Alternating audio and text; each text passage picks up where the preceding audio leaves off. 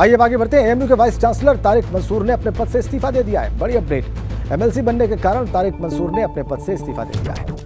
AMU के professor vice chancellor Mohammad Gulrez होंगे acting vice chancellor. Tariq Mansoor VC थे, वाइस चांसलर थे अलीगढ़ मुस्लिम विश्वविद्यालय के, इस्तीफा दे दिया चूंकि वो एमएलसी बनाए गए हैं और उनकी जगह professor vice chancellor Mohammad Gulrez acting VC होंगे एएमयू के। पूर्णकालिक वाइस चांसलर की नियुक्ति तक एक्टिंग वीसी की भूमिका निभाएंगे Mohammad Gulrez, professor vice chancellor Mohammad Gulrez.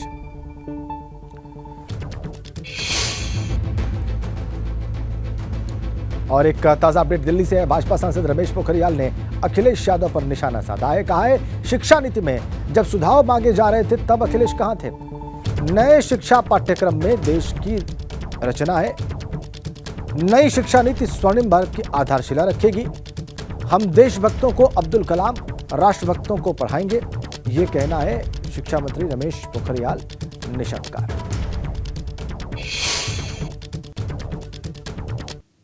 Akhilesh Yadav ने भी कहा कि सूर्यकांत त्रिपाठी निराला की कविता हटाई गई, फिराक गोरखपुरी की गजल हटाई गई है, विष्णु खरे की कविता हटाई गई है, तो उसको लेकर के उन्होंने सवाल खड़ा किया और कहा बीजेपी जवाब दे।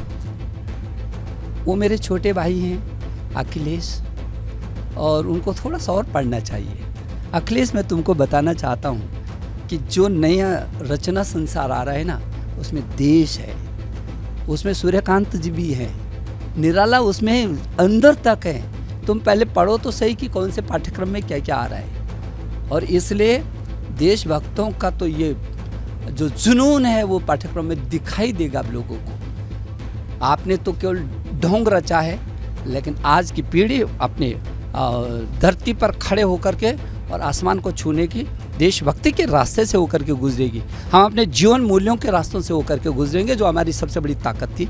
तो इसलिए जब भी वो जो चाहो कह दो, जो चाहे कह दो, ऐसा नहीं होना चाहिए। कम से कम शिक्षा के क्षेत्र में, जब मैं भारत का शिक्षा मंत्री था, मुझे इस बात की खुशी है कि सारे देश के मुख्यमंत्रियों ने से मैंने संवाद किया। ये दुनिया का सबसे बड़ा संवाद है, दुनिया का।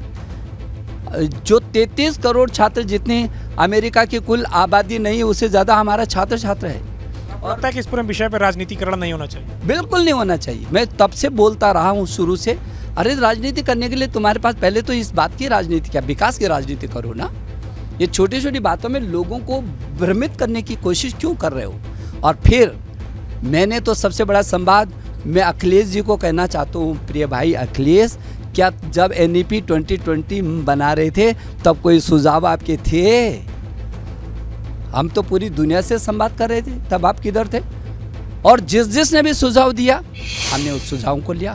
2.5 लाख तो ऑनलाइन सुझाव आए, 2.5 लाख।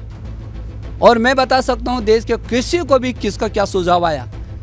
तो जब चर्चा हम कर रहे थे तब आप चुप थे, और अब नई नई बातों को कह रहे हैं, और वो भी आधे अधूरी। हम शिक्षा में राजनीति को कभी बर्दाश्त नहीं कर सकते।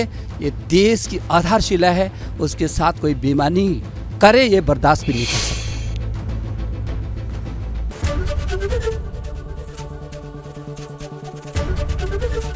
ABP गंगा, खबर आपकी, जुबान आपकी।